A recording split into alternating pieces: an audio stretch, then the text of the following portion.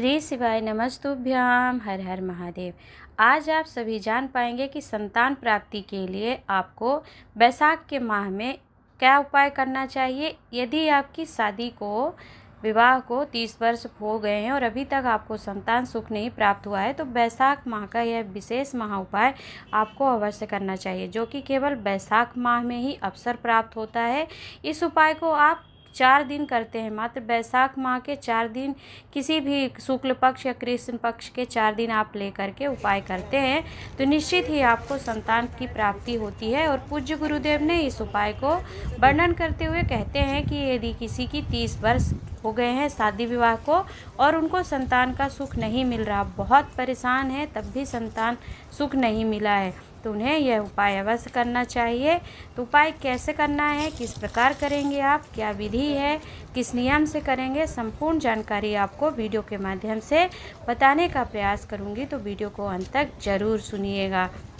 और यदि वीडियो आपको पसंद आती है, उपाय अच्छा लगता है, तो और लोगों के साथ भी इस उपाय को शेयर कर दीजिएगा, जिससे अधिक से अधिक लोगों को संतान का सुख प्राप्त हो। देखिए, बैसाख माह का प्रारंभ हो चुका है। जब चैत्री पूर्णिमा के दूसरे दिन से चैत्र पूर्णिमा समाप्त होती है और बैसाख प्रतिपदा अर्थात प्रथम दिवस प्रारंभ होता है, तो बैसाख में आपको यह उपाय करना है। किस प्रकार करेंगे, आप आइए उपाय को समझते हैं वीडियो के माध्यम से।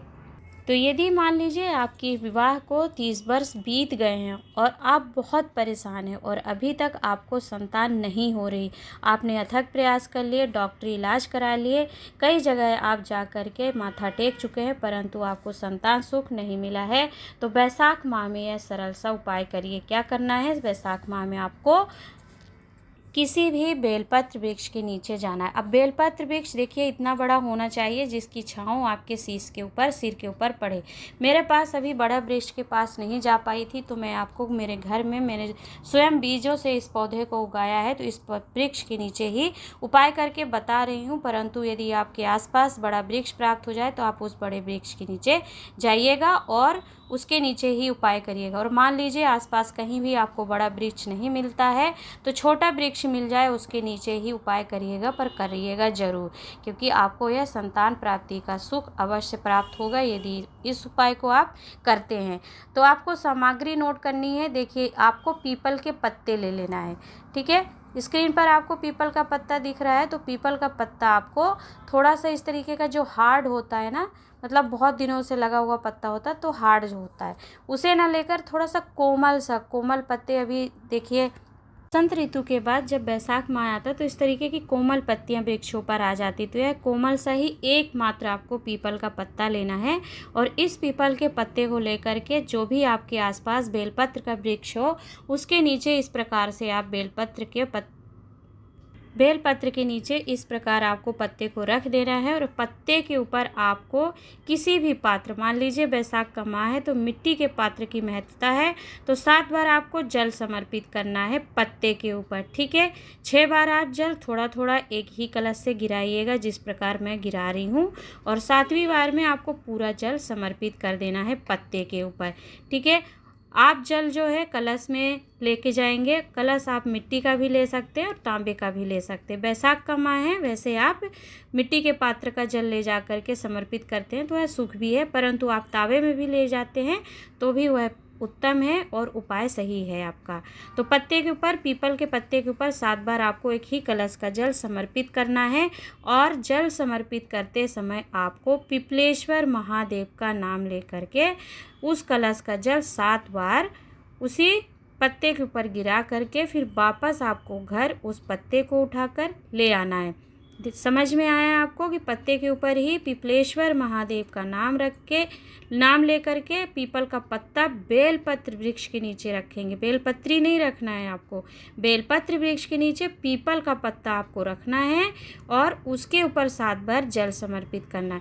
अब देखिए, इस उपाय को जब आप करेंगे तो पीपल का पत्ता आप रविवार के दिन तोड़ने नहीं जाइएगा और शनिवार के दिन भी पीपल का पत्ता नहीं तोड़ना चाहिए, क्योंकि उस दिन लक्ष्मी नारायण वासुदेव पीपल के नीचे विराजमान होते। वैसे तो उनका निवास हमेशा ही होता है, परंतु उस दिन पीपल के पत्ते को नहीं तोड़ना चाहिए, उखाड़ना नहीं चाहिए, या फिर यहाँ से वहाँ उखाड़ कर लगाना नहीं चाहिए।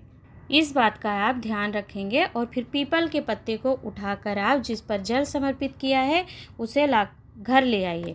और घर ले करके स्क्रीन पर आप देख रहे हैं, मैं उपाय करके दिखा रही हूँ। तो एक आपको पात्र में गाय का दूध ले लेना है। गाय का दूध देखिए मैंने भगोने में लिया। इस पीपल के पत्ते को, जो कोमल सा पत्ता जिस पर आपने जल चढ़ाया है, उसे उस दूध में उबाल लेना है आपको।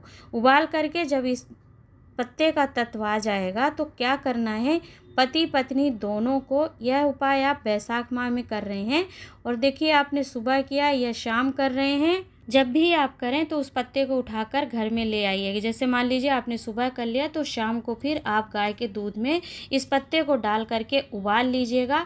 और उबाल करके क्या करेंगे, पत्ते को निकाल करके विसर्जित कर दीजिएगा, घर के गमले में ही दबा दीजिएगा मिट्टी में और जल डाल दीजिएगा। और उस दूध को पति पत्नी दोनों, ध्यान दीजिएगा, दूध में उबाल लिया पत्ते के साथ डाल के, जैसे आप चाय बनाते हो तुलसी अदरक डाल करके चाय उबाल लेते हैं, ठीक उसी प्रकार से आपको दूध उबाल लेना है।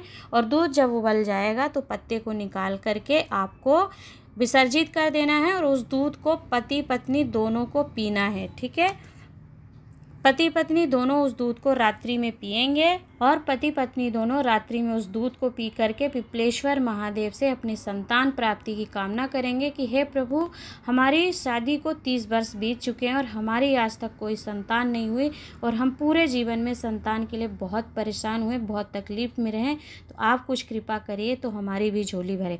ऐसे ही आप अपने हृदय की, मन की जैसी भी आप कामना करना चाहते हैं कर लीजिएगा। और दूध पीकर दोनों पति पत्नी रात्रि में एक साथ रहेंगे। और इस उपाय को देखिए 30 वर्ष से जो ऊपर के लोग हैं जिनकी शादी को 30 वर्ष हो गए, पूज्य गुरुदेव ने इस उपाय में विशेषता मूलता बताई है कि जिनकी उम्र 30 वर्ष से ऊपर हो गई है और उन्हें संतान सुख नहीं मिल रहा है, उनके लिए ही इस उपाय का वर्णन किया है कि बैसाख माह में पति पत्नी दोनों में से कोई भी एक उपाय कर सकता है।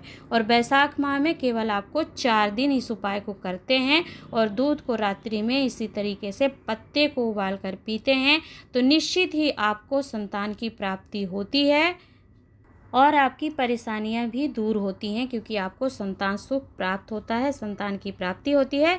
तो इस उपाय को आप बैसाख के माह में ध्यान दीजिएगा। मैं कह रही हूँ 3 या 4 बार करने से, अर्थात कि आप 4 दिन सोमवार की सोमवार कर लीजिए या फिर प्रदोष आती है प्रदोष पर कर लीजिए, एक सोमवार कर लिया फिर दूसरा सोमवार, फिर प्रदोष और शिवरात्रि, क्योंकि प्रदोष और शिवरात्रि की महत्वता बहुत ज़्यादा शास्त्र वर्णन करते हैं और स्वयं पूज्य गुरुदेव के मुखारबिंद से आप सभी महत्व को समझते हैं, सुनते हैं, तो आपको इसकी महत्वता पता होगी।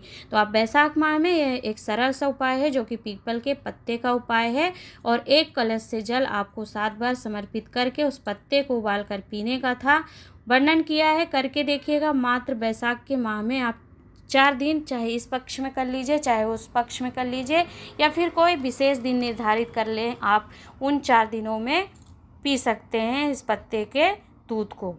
अब देखिए, कुछ लोगों के मन में प्रश्न आएगा कि नारियां जो हैं वो रजो धर्म से भी आ सकती हैं। हो सकता है आपने शुक्ल पक्ष में इस उपाय को प्रारंभ किया और आपने जो तिथियां निर्धारित करी होंगी उन तिथियों के बीच में आपका रजो धर्म आने की डेट हो सकती है। तो क्या करेंगे, देखिए, पति और पत्नी दोनों में से कोई भी उपाय कर सकता है, चाहे तो पति कर लें चाहे या फिर पत्नी कर लें। तो जिनकी पति नहीं कर पा रहे हैं वो पत्नी कर लें, जिनके पत्नी नहीं कर पा रही उनके पतिदेव इस उपाय को संतान प्राप्ति के लिए कर सकते हैं।